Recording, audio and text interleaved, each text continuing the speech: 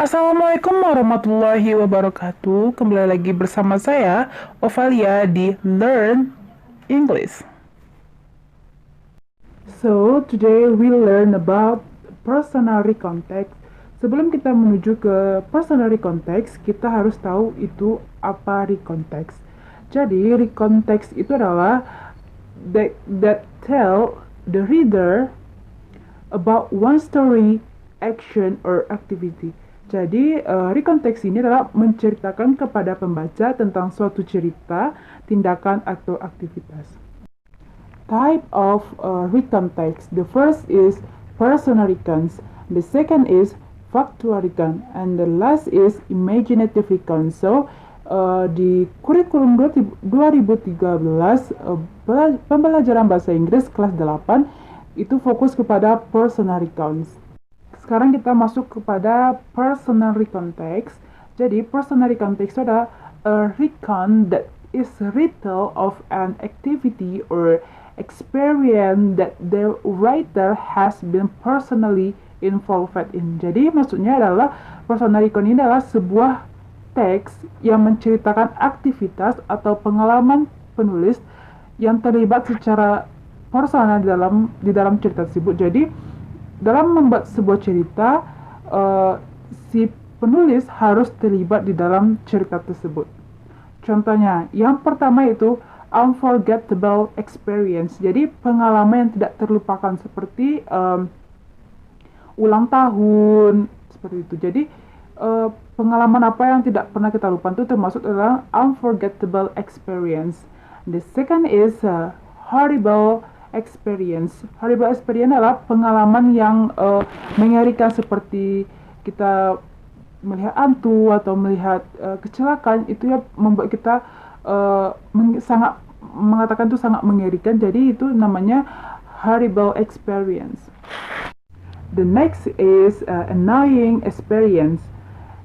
And then fun past moment, itu adalah momen yang sangat menyenangkan. And the last is embarrassing, yaitu pengalaman yang sangat memalukan, misalkan terpeleset di depan kelas. And the next is generic structure of the personality context. Untuk membuat sebuah recontext, kita harus memenuhi 3 syarat. Yang pertama itu kita harus membuat orientation, di mana orientation ini terdapat who, where, when. Berarti di dalam orientation itu kita harus menjawab pertanyaan who, where, when itu. Misalkan who, siapa partisipan yang terdapat dalam cerita tersebut. Where, yaitu tempatnya, place-nya, di mana kejadian tersebut. When, kapan, tentang time. For example, 8 a.m. or 2 p.m. or last 2 years ago, like that. And the second is events. In the events, kita mendeskripsikan secara berurutan atau secara rangkaian, seperti menjawab pertanyaan how dan why, bagaimana itu terjadi dan kenapa terjadi peristiwa tersebut. Jadi di dalam event itu harus berurutan dan tidak boleh diacak peristiwanya seperti itu. And the last is reorientation, di mana personal comment dari seorang penulis atau kesimpulan dari cerita tersebut. Misalkan saya sangat bahagia ketika jalan-jalan di sini. Jadi kesimpulan dari orientation event dibuat di orientation.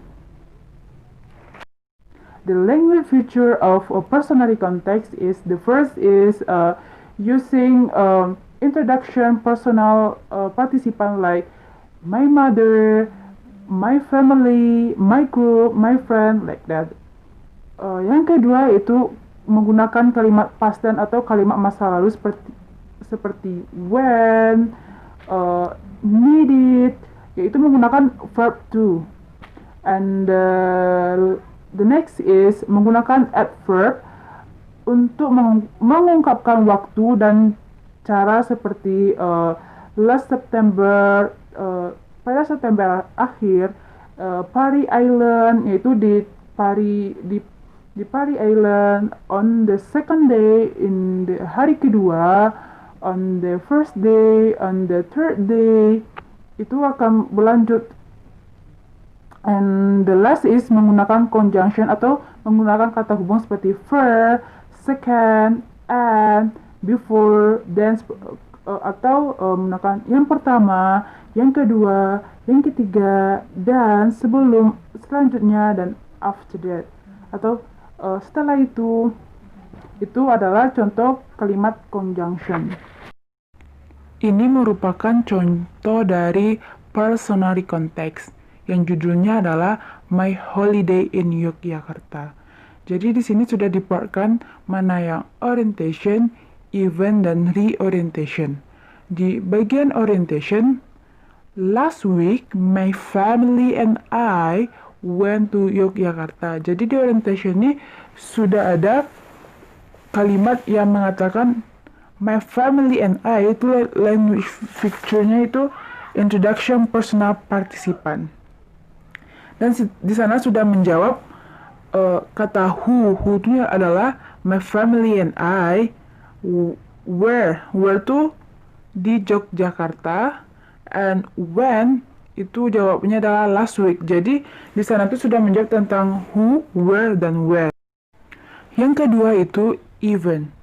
Di sana penulis sudah menceritakan rangkaian peristiwa secara berurutan. First, we prepare all the things we needed and had breakfast. Then, we went to Yogyakarta by car at 8 in the morning. We arrived at 11 a.m. We took a rest for a while. Next, we went to Parangitis Beach. I played the sun and my brother swam. At the night, we had dinner and went to Malibu. After that, we bought souvenir and went home. Finally, we arrived at home at 11 p.m. Jadi di sana itu sudah dijelaskan dari pagi dia kemana, siang dia kemana, dan pulangnya jam berapa. Jadi peristiwanya itu sudah berurutan. Dan yang terakhir adalah reorientation, yaitu personal comment atau penutup dari cerita tersebut. Di sini penulis menuliskan tentang I feel tired but very happy. Jadi dia tuh lelah dengan semua perjalanannya, tapi dia sangat happy, sangat bahagia dengan apa yang dia lakukan holiday in Yogyakarta. Jadi, personal context ini adalah kita membuat sebuah cerita yang telah terjadi di masa lampau, maupun itu ceritanya menakutkan, menyenangkan, or annoying experience, atau embarrassing, or memorable, whatever. So, we make the personal context based on experience. Jadi, hanya itu yang dapat saya sampaikan. Terlebih dahulu saya mohon maaf. Assalamualaikum warahmatullahi wabarakatuh.